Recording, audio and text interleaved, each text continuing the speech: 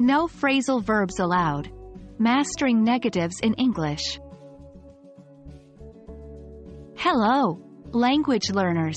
In this video, we're going to focus on how to create negative sentences with phrasal verbs.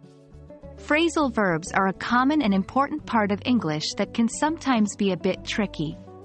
But don't worry, we're here to make it simple. Let's dive in. Phrasal verbs are a combination of a verb and one or two particles, a preposition, an adverb, or both. They can express a wide variety of meanings that are different from the meanings of their individual words.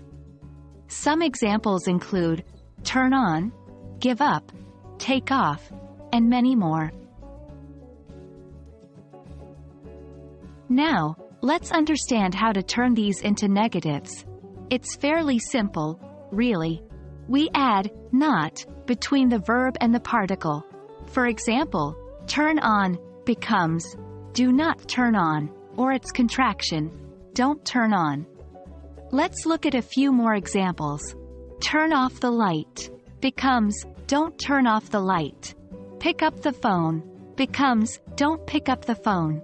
Give up on your dreams becomes don't give up on your dreams. It's important to remember that the word not should always come before the particle. Creating negative questions with phrasal verbs follows the same principle. You would use don't or doesn't after the question word and before the verb. Here are a few examples. Do you turn on the light becomes don't you turn on the light? Does she pick up the phone becomes doesn't she pick up the phone? Let's practice. Try turning the following sentences into negatives. 1. I always check in on time. 2. She takes off her shoes before entering the house. 3. He brought up the issue during the meeting. Answers. 1. I do not check in on time. I don't check in on time. 2. She does not take off her shoes before entering the house. She doesn't take off her shoes before entering the house. 3. He did not bring up the issue during the meeting. He didn't bring up the issue during the meeting. And that's it for today's lesson.